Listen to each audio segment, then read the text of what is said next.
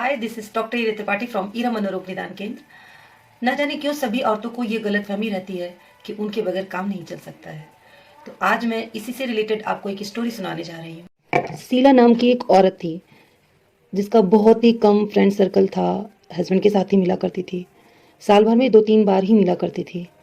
जब हम सभी ये शिकायत किया करते थे कि आखिर तुम क्यों नहीं हम लोगों के साथ थोड़ा सा चिल करती हो, लाइफ को एंजॉय करती हो, तो वो हमेशा कहा करती थी कि मेरे घर वालों को मेरी बहुत आवश्यकता है।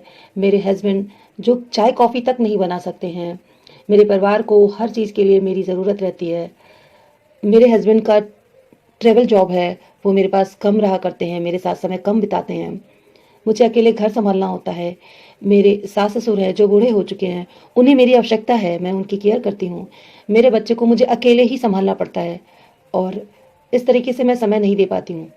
तो मैंने उससे पूछा, क्या इस सब के लिए तुम्हें कोई सराहना होती है, तुम्हारी अप्रिशिएट किया जाता है? तो बोलती, नहीं, शायद यही मेरा कर्तव्य है और मैं उसे कर रही हूँ। 45 साल हो चुके थे शीला के और अचानक 8 दिन बाद एक खबर आती है कि उसकी मृत्यु हो गई है किसी गंभीर बीमारी की वजह से। 2 महीने हो चुके थे। 2 महीने बाद मैंने सोचा क्यों ना मैं उसके हस्बैंड को फ़ोन करूं, उसका हाल चाल लूं।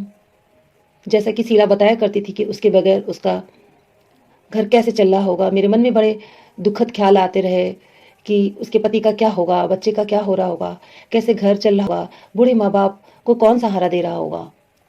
ये सब सोचकर मैंने उसके पति को कॉल किया। मेरे दिमाग में यही विचार आ रहा था कि शायद बहुत कुछ तबाह हो गया होगा, वो बहुत ही दुखद फील कर रहा होगा। मेरी रिंग गई। 2 बेल बजने के बाद बंद हो गई।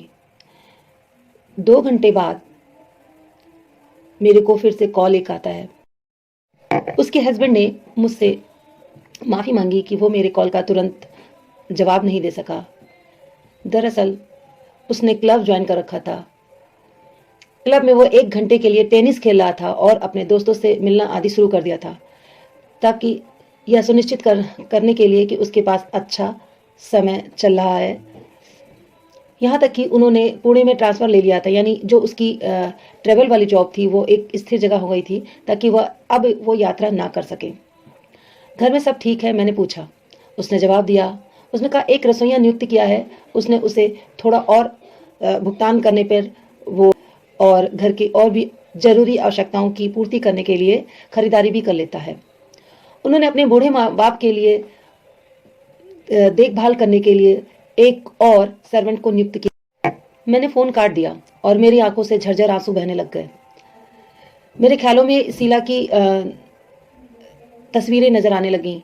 मुझे याद आ रहा है कि जब मेरी घर में पार्टीज थी, मैंने शीला को बुलाया तो उसने बताया कि मेरी सास की तबीयत खराब है, इसलिए मैं नहीं आ सकती हूँ। वो अपनी भतीजी की शादी में नहीं जा सकी क्योंकि उसको अपने घर की मरम्मत के काम की निगरानी करनी थी। वो बहुत सारी मज़ेदार पार्टियों और फिल्मों को चूक गई, नहीं जा सकी क्योंकि उसके बच्चे की परीक्षा थी, उसे खाना बनाना था, उसे अपने पति की ज़रूरतों का ध्यान रखना था। वह आज मेरी एक बहुत बड़ी तमन्ना थी कि काश मैं से ये बता सकूं कि तुम्हारी कितनी बड़ी ये गलतफहमी है कि तुम्हारे बगैर काम नहीं चल सकता। एक्चुअली सारी औरतों की यही एक सबसे बड़ी गलतफहमी है कि उनके बगैर काम नहीं चल सकता।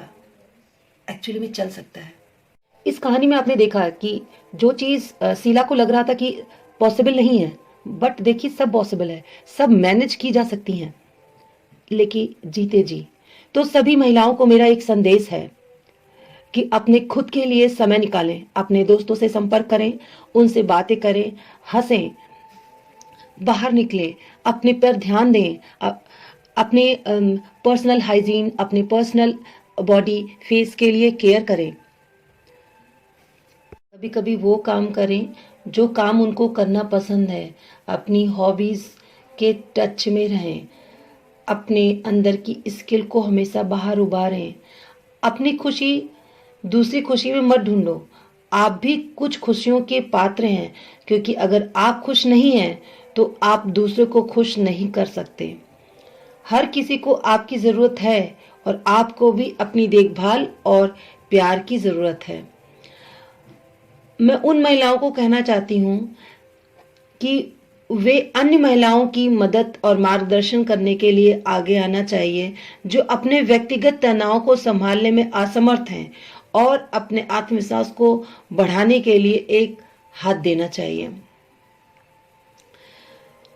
आइए हम अपनी मदद करें और इस जीवन को सार्थक बनाएं। So bye bye and take care.